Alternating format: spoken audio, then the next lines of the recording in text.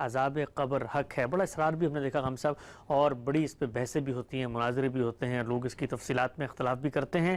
کہا جاتا ہے کہ بہت ہی بنیادی اور اہم نقطہ ہے، آپ اس کو مانیں گے تب آپ سنی کہلائیں گے۔ اس میں کیا شبہ ہے کہ یہ ان لوگوں کے ہاں تو اسی طرح پیش کیا جاتا ہے، لیکن عذاب قبر کے بارے میں کیا بحث کی گنجائش نہیں ہے؟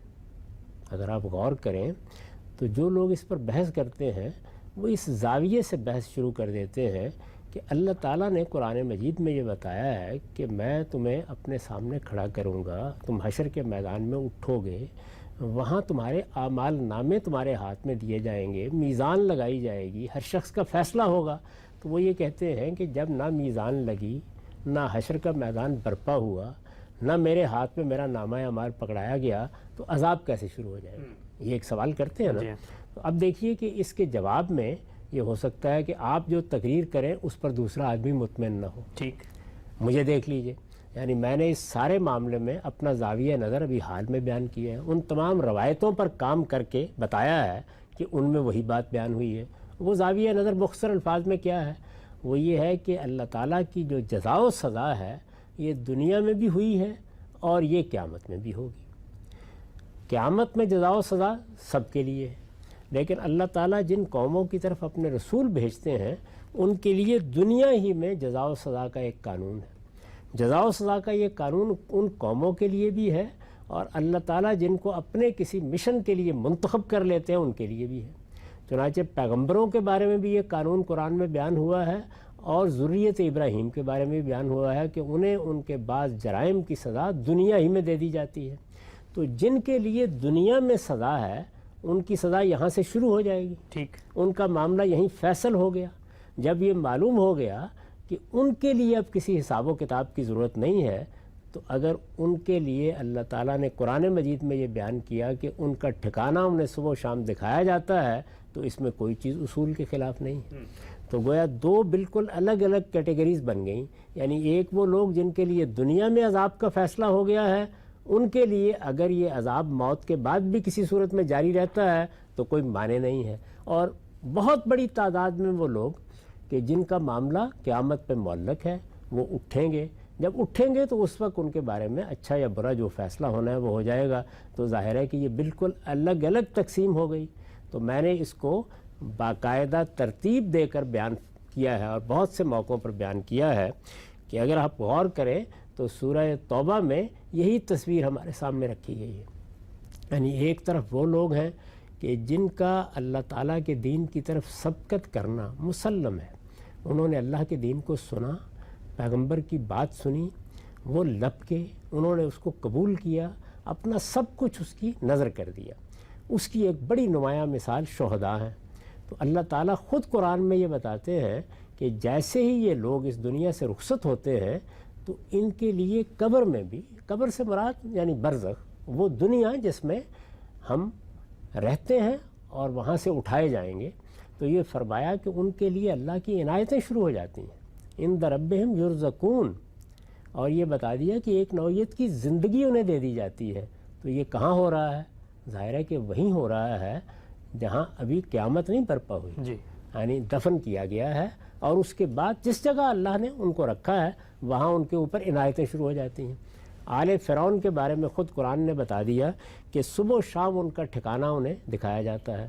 تو اس کا مطلب یہ ہوا کہ اس میں تفصیل اور اجمال کا اختلاف ہو سکتا ہے۔ تو ایک طرف وہ لوگ کہ جو اسی دنیا میں اس انجام کو پہنچ گئے جو فرعون کا انجام ہوا، ابو جہل کا انجام ہوا، دوسری طرف وہ لوگ کہ جن کو اللہ تعالیٰ نے یہ سعادت بخشی کہ وہ صدیق و فاروق ہو گئے۔ تو دونوں کا بتا دیا کہ دنیا میں بھی ان کے لیے سرفرازی کے فیصلے ہوئے، دنیا بھی نعمتیں ان کو دی گئیں، اور وہ مرنے کے بعد بھی جاری رہیں گی، یا اگر عذاب کے مستحق ہوئے تو وہ عذاب ایک نوعیت سے مرنے کے بعد بھی جاری رہے گا، پھر انہیں اٹھایا جائے گا اور پھر وہ الی اشد العذاب قرآن کے الفاظ میں روانہ کر دیے جائیں گے۔ یہ دو کیٹیگریز ہو گئی یا دو اصناف ہو گئی، اور تیسری بالکل واضح ہے، وہ ہم سب لوگ جنہوں نے نیکی بھی کی ہے، برائی بھی کی ہے، ایمان رہا ہے لیکن اس کے باوجود غلطیاں کی ہیں، وہ جس کو قرآن مجید کہتا ہے نا خلطوا عملا صالحا و آخر سیئا، اس طرح کی صورتحال ہے۔ ان کے بارے میں وہی اصول درست ہے کہ ان کو یہاں سلا دیا جائے گا، اور جب وہ قیامت میں اٹھیں گے تو ان کا حساب کتاب ہوگا، فیصلہ ہوگا، پھر اس کے بعد ان کے لیے جو کچھ بھی آگے انجام ہونا ہے وہ ان کے سامنے آ جائے گا۔ تو اس طریقے سے اس تفصیل کے ساتھ مثال کے طور پر میں اس چیز کو دیکھتا ہوں۔ بعض لوگ اس کو بالاجمال اسی طرح دیکھتے ہیں کہ سب کے لیے ایک ہی قاعدہ بنا دیتے ہیں۔ تو یہ ساری صورتحال کس چیز پر مبنی ہے؟ یعنی قرآن کے فہم یا بعض روایتوں کے فہم پر۔ اس میں اختلاف اگر ہو جائے تو کوئی قیامت نہیں آتی، اس کو بھی ایک علمی مسئلے کے طور پر ایسے ہی بیان ہونا چاہیے۔ میرا حق ہے کہ میں اپنی بات کو استدلال سے بیان کروں، آپ کا حق ہے کہ آپ استدلال کے ساتھ اس سے اختلاف کریں۔ اس اختلاف پر اور اس اتفاق پر مکالمہ بھی ہو سکتا ہے، اس پر دلائل کا تبادلہ بھی ہو سکتا ہے، لیکن اس کو اس طرح عقائد کی فہرست پہ رکھ دیا جائے گا تو یہ گویا انسانوں کے فہم کی بنیاد پر ایک ایسی چیز کو ایمانیات بنا دینا ہے جو ہمارے حدود سے ماورا ہے۔ ٹھیک، کونسل نقطہ آپ نے واضح فرمایا۔ چند چیزیں اطلاقی طور پہ اس موضوع سے متعلق میں آپ سے جاننا چاہتا ہوں۔ یہ بتائیے گا، بعض لوگ یہ کہتے ہیں کہ جی قرآن مجید کے اندر عذاب قبر کا کوئی ذکر نہیں ہے، اس بنیاد پر ہم جو بھی بحث کریں گے وہ تو اب حدیث کو سمجھنے کی بحث ہے، قرآن کی بنیاد پہ کوئی بحث نہیں ہو سکتی۔ جو تینوں کیٹیگریز آپ نے بتائیں، کیا قرآن مجید کی آیات ان تینوں کیٹیگریز کو اسی طریقے سے کوالیفائی کرتی ہیں؟ میں نے کبھی آپ کے سامنے ذکر کیا، یعنی ہر آدمی کو یہ معلوم ہے، ہمارے ہاں یہ آیات بہت وضاحت سے پڑھی جاتی ہیں۔ سورہ بقرہ میں بیان کر دیا ہے کہ وہ لوگ جو اللہ کی راہ میں مارے جاتے ہیں ان کو تم مردہ نہ کہو۔ آل عمران میں بیان کیا ہے، اور یہ بتایا ہے کہ عند ربہم یرزقون، اللہ کے ہاں ان پر عنایتیں ہو رہی ہیں، اور یہ ظاہر ہے کہ اس دنیا سے رخصت ہو جانے کے بعد کا ذکر ہے۔ اسی طرح سورہ مومن میں آل فرعون کے بارے میں بتایا ہے کہ ان کو ان کا ٹھکانہ صبح و شام دکھایا جا رہا ہے، اور جب پھر وہ قیامت میں اٹھائے جائیں گے تو الی اشد العذاب بھیج دیے جائیں گے۔ تو یہ تو بالکل طے ہو گیا، یعنی خود قرآن نے بتا دیا کہ ایک کیٹیگری ان لوگوں کی ہے جن کے لیے اللہ کی عنایتیں فوراً بعد شروع ہو جاتی ہیں، اور اسی طریقے سے وہ لوگ بھی ہیں ان کے مقابل میں جنہوں نے یہاں اللہ کے رسولوں کا انکار کیا، جیسے کہ فرعون کی مثال قرآن میں آ گئی، ان کے لیے مرنے کے فوراً بعد ایک نوعیت کا عذاب شروع ہو جاتا ہے۔ اب رہ گئے باقی لوگ، تو ان کے بارے میں خود قرآن سورہ توبہ یہ بتا رہا ہے کہ وہ بھی توبہ کریں اور اللہ کا پیغمبر بھی ان کے لیے توبہ کرے۔ اس کا مطلب ہے معاملہ معلق ہو گیا، تو جن کا معاملہ معلق ہے وہ سلائے جائیں گے۔ روایتوں میں بھی یہی تفصیل معلوم ہوتی ہے، تمام روایتوں کو جمع کر کے میں نے اس پر کام کر کے بتا دیا ہے کہ اس میں بھی یہ تینوں اصناف بالکل الگ الگ، بالکل نمایاں ہو کے سامنے آ جاتی ہیں۔ تو اس معاملے میں نے پھر عرض کیا کہ یہ میرا فہم ہے، کسی کا فہم اس سے مختلف ہو سکتا ہے۔ اگر کسی کا فہم اس سے مختلف ہے اور وہ معاملے کو ایک دوسرے زاویے سے دیکھ رہا ہے تو اس کو دیکھنے کا حق ہے۔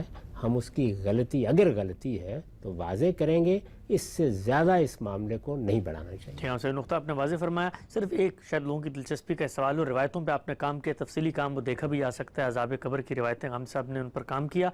ایک چیز جو عام طور پہ اسی عذاب قبر کی تمہید کے طور پہ بیان کی جاتی ہے وہ یہ کہ قبر میں جب بندہ جائے گا تو اس سے کچھ سوال ہوں گے کہ تمہارا رب کون تھا، تمہارا دین کیا ہے، اور پیغمبر کے بارے میں۔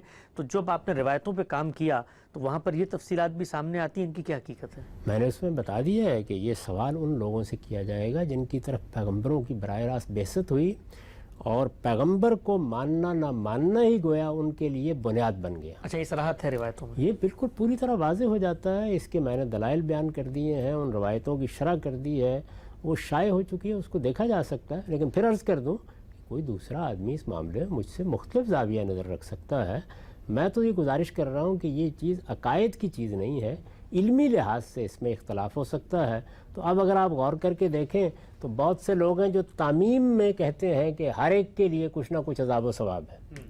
اچھا، اسی طریقے سے میں نے اپنا نقطہ نظر بیان کر دیا کہ نہیں، اس میں تین الگ الگ اصناف ہیں اور تینوں کے ساتھ اللہ تعالیٰ کا معاملہ ایک دوسرے سے مختلف ہے، اور یہ بتا دیا کہ یہ عذاب ان کے لیے ہے جن کے لیے دنیا میں عذاب کا فیصلہ ہو گیا، اور یہ ثواب ان کے لیے ہے جن کے لیے دنیا میں ثواب کا فیصلہ ہو گیا، اور اس کے اصول، اس کے قاعدے خود قرآن مجید نے بیان کر دیے ہیں۔ اسی طریقے سے کوئی دوسرا شخص اس ساری بات سے اختلاف کر کے ایک تیسری رائے قائم کر لیتا ہے۔ تو میں صرف یہ گزارش کر رہا ہوں کہ ایسی چیزوں کو باہمی مناظروں کا موضوع بنانا، ان کی بنیاد پر کسی کی تکفیر کرنا، ان کی بنیاد پر کسی کو فاسق قرار دینا، اصل خرابی وہاں پیدا ہوتی ہے۔ یہ پوری مسلمان امت ہے، یہ رسالت مآب صلی اللہ علیہ وسلم کی امت ہے، اس لیے بار بار یہ توجہ دلائی جا رہی ہے کہ اس امت میں جو لوگ بھی شامل ہیں ان کے لیے ایمانیات وہی ہیں جو اللہ کے پیغمبر نے بیان کر دیں، جو قرآن مجید نے بیان کر دیں۔ یہ سوال آخر رسالت مآب صلی اللہ علیہ وسلم کے سامنے جبریل نے آ کے رکھا کہ ایمان کیا ہے، کیوں رکھا؟ اسی لیے رکھا تاکہ وہی ایمانیات ہمیشہ رہیں، اس میں ہم اپنی تحقیقات کو اس طریقے سے شامل نہ کریں۔ تو یہ علمی تحقیقی چیزیں ہیں، ان میں اختلافات بھی ہوتے ہیں، اتفاقات بھی ہوتے ہیں، ان کو کسی خاص مدرسہ فکر کے عقائد بنا کے پیش کرنے کے نتیجے میں آپ ظاہر ہے کہ پھر امت محمد صلی اللہ علیہ وسلم کو 2 یا 3 یا 4 یا 5 حصوں میں بانٹ دیں گے۔ نہیں، یہ پوری امت محمد الرسول اللہ کی امت ہے، یہ سب لوگ مسلمان ہیں۔ جو لوگ بھی اپنے آپ کو مسلمان کہتے ہیں، نہ میرا حق ہے نہ آپ کا حق ہے کہ ہم اس کو چیلنج کریں۔ ہاں، ان کے فہم کی غلطی اگر ہم کسی معاملے میں محسوس کرتے ہیں تو اسے ضرور بیان کریں گے، اس کی تفصیل بھی کریں گے اور ان کے سامنے اپنا نقطہ نظر دلائل کے ساتھ رکھیں بھی۔ اے کاش لوگ اس اصول کو اختیار کر لیں کہ یہ مسلمان امت ہے جس کے ساتھ ہمارا مکالمہ ہو رہا ہے۔ جب مکالمہ ہو رہا ہے تو یہ مان کر مکالمہ ہو رہا ہے کہ خدا کے بندو، تم اللہ کو مانتے ہو، اللہ کے رسول کو مانتے ہو، تم قرآن کو مانتے ہو، آؤ اس معاملے میں اگر تم سے کوئی غلطی ہو رہی ہے تو ہم اس کی وضاحت کر دیتے ہیں۔ اور یہ بات کرنے کا حق ہر طبقہ فکر کو حاصل ہے، ہر صاحب علم کو حاصل ہے۔